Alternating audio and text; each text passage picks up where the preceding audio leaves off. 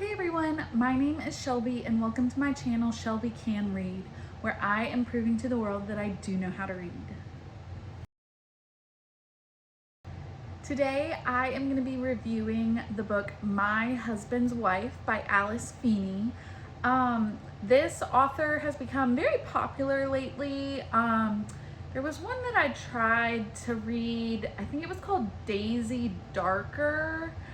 And I started it on audiobook and I could not get into it. I was not vibing with the reader. I wasn't enjoying the way it was written either. So I stopped that one very quickly.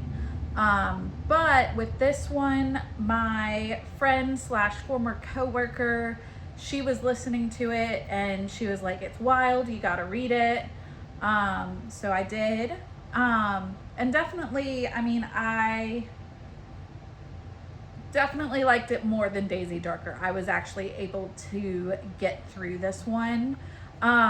So what I'm gonna do in this video is I'm gonna give a spoiler-free summary, then I will get into my rating as well as like what I liked about it and what I didn't. So this book starts out following a character named Eden Fox.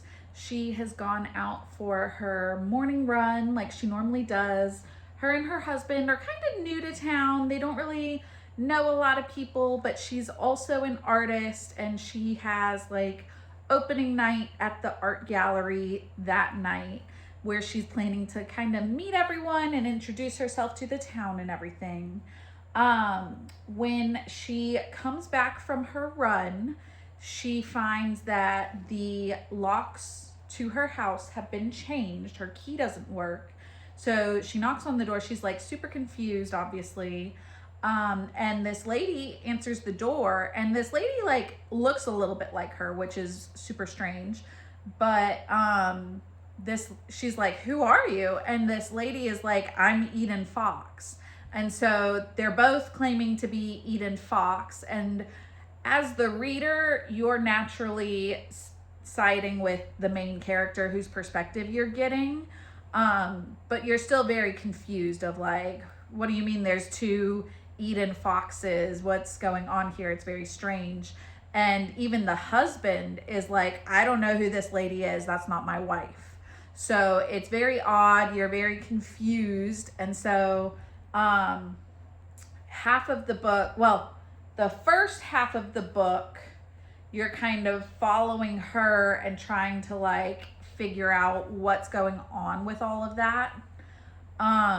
But simultaneously, you're learning about this other character named Birdie, and I'll get into it more, but it's kind of like it's split perspective. So you have two like main characters, but then you also have like two timelines because all the stuff with Birdie takes place 6 months before this Eden Fox incident. And so you're kind of figuring out like who is Birdie and how is she connected. But all we know about her at the start is that she has been given a terminal diagnosis. She also finds this company through, I think her grandmother had used it. And this company is able to tell you accurately the day that you will die. So after her diagnosis, I think she's kind of wanting some answers about all of that. And then you also, I believe it's pretty early on, you find out that she's the owner of the house that Eden Fox and the husband own. So you kind of know that there's going to be a connection, but it's very confusing of like, you're not sure what's going to happen to Birdie. Like, does she die? And that's why Eden Fox and the husband are living there. I personally wondered if like Birdie was having like an identity problem where she believed she was Eden Fox. I didn't really know.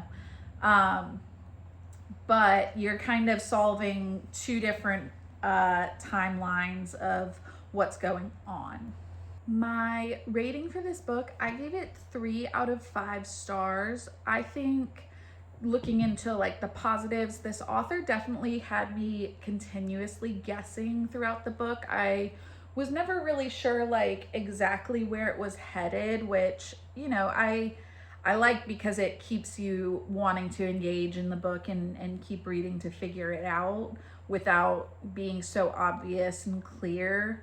Um, the overall concept of the book was really interesting, and like thinking about like, oh, you show up to your house and someone else is claiming to be you, everyone else is backing that up and saying, yeah, that's the person that's actually you, you have nothing to prove who you are and that you are who you say you are, is pretty scary to think about. Like, it was definitely a very interesting way to start the book. It immediately grabs you in, because you don't know who to believe or like what to think of it all. I felt like the pace of the writing was really good. It wasn't going too fast, but it also, there weren't really any parts where I felt like it was too dragged out and was boring. Like it kept me engaged throughout the whole book, which I liked and can be kind of hard to find in a book at times. So I thought it was well written, even if and I'll get into it later, even if I didn't love some of the plot points and characterizations, I do feel like the writing itself was very good. She also, I mean, kind of going into like her writing ability, I like when she kind of put different twists, smaller twists throughout the book so that it kept you like, oh, I didn't see that coming. And so like an example would be like kind of in the middle of the book, the Eden Fox that is out running at the beginning, she gets killed. And so then you're like, oh my gosh, like who did that? What's happening? Things with like the daughter that's in the nursing home or whatever, definitely keeps you guessing, and has different little twists throughout, which keep you engaged, keep you wanting to like figure out even more about it. I talked about Daisy Darker and all. I do think that this author has good potential. After reading this one, I'm not entirely sure that like I'm all in on her. But I enjoyed this book. I thought that she brought new and interesting ideas into the like thriller genre.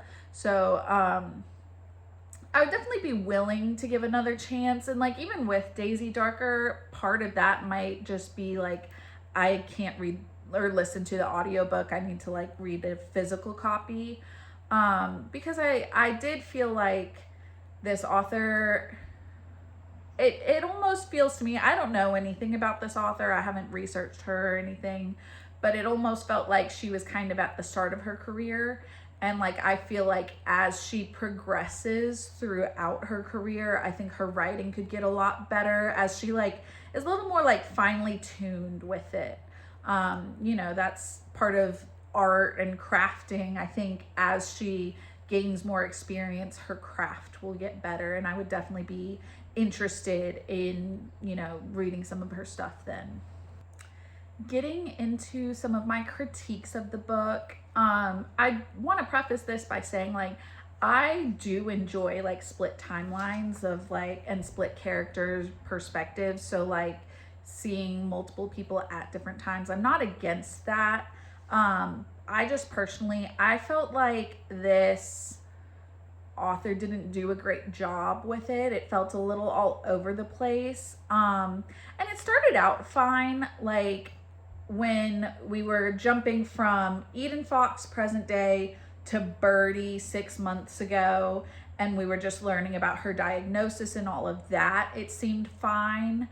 It wasn't until like when Birdie becomes the lead detective that you were suddenly like, this timeline doesn't make sense. Now I have too many questions about how Eden Fox and her husband have the house. Why isn't Birdie living there? It made it a little too jumbled and a little too confusing to like, I feel like if you're gonna do the split timelines and then eventually merge them together, you have to do it very well, or it's not gonna flow. It's gonna just be confusing and weird. And I felt like this was a case of it being confusing and weird. And at the beginning, like, I think having the split timeline was interesting because I was very interested in figuring out how Birdie was tied into all of this. And I think I said it earlier that my prediction at one point was like, oh, I wonder if, 6 months ago, Birdie found out about her diagnosis, found out her death date. I wonder if she like medically died and then came back to life and thinks she is Eden Fox when she comes back to life. Like I told my coworker and friend, I thought that Birdie was Eden Fox. I thought they were the same character, and I thought that was going to be the big reveal, which it's not. It's not at all. But I felt like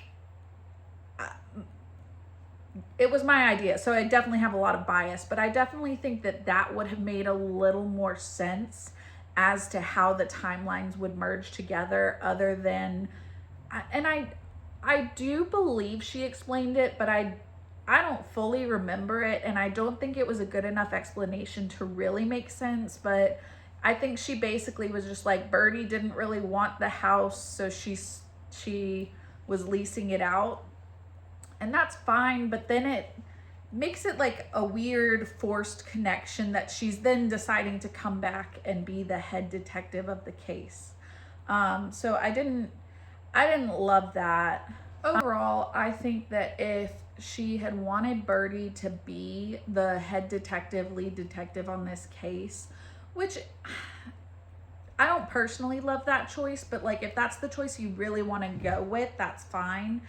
I think she should have removed the part about Birdie owning the house and tying it in that way. I felt like that was too many tie-ins and too many connections, and that made it like none of this really makes sense. So I just think it could have been crafted a little better, a little more thought out as to how it was all gonna play out. The other thing that I just didn't really care for, I felt like a lot of the characters were like almost a bit flat.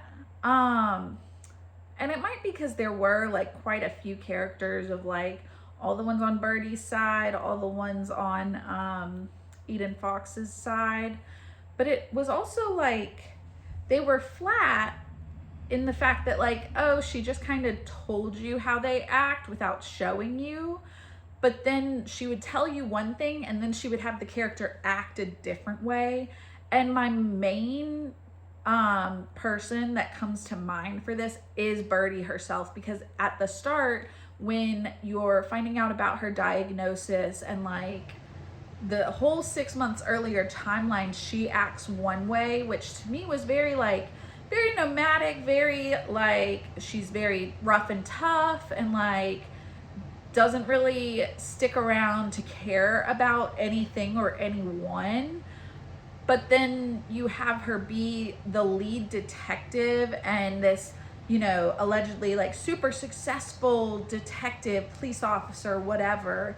To me, in order to do that, it would have had to be someone who is very dedicated to their job, very, professional almost. And so to me, her being the lead detective didn't really match the character that was set up in the beginning. And it is a little off because, we're starting out by seeing her when she's getting her diagnosis, and that is going to make you act a little different, but that it just didn't match. Everything that we found out about her just didn't really match who I would picture being like a lead detective. So to me, a lot of the characters just felt out of place in a lot of situations, and it made it hard to like really connect. And to me, I think that is something that, as this person, you know, writes more books, or maybe it is just this book that it happened, but I feel like it's definitely something that could be fixed. And you know, as she writes more, maybe that wouldn't happen so much, or maybe I wouldn't feel that way as much. But it didn't really make sense to me for like the timelines and just the overall plot for Birdie to be like so flighty 1 minute of like, no pun intended, but like flighty, moves around, doesn't really get to know anyone or stick around for anything, but then she's a famous world detective and all of this. It just didn't really make sense. So definitely, and if you've watched any of my other videos, you know that characters are pretty important to me when it comes to like enjoying a book. So I did find that a little disappointing, but I felt like the plot itself had a lot of very interesting ideas and interesting concepts that kept me wanting to read more. I just wish that the characters maybe were a little more consistent. All right, so there's my review on My Husband's Wife by Alice Feeney. If you have read it or another book by Alice Feeney, definitely let me know. Is it worth trying to read a different one? Does she have some that are maybe more popular or more, you know, better written or anything? Definitely let me know. Don't forget to like, comment, and subscribe. Thanks.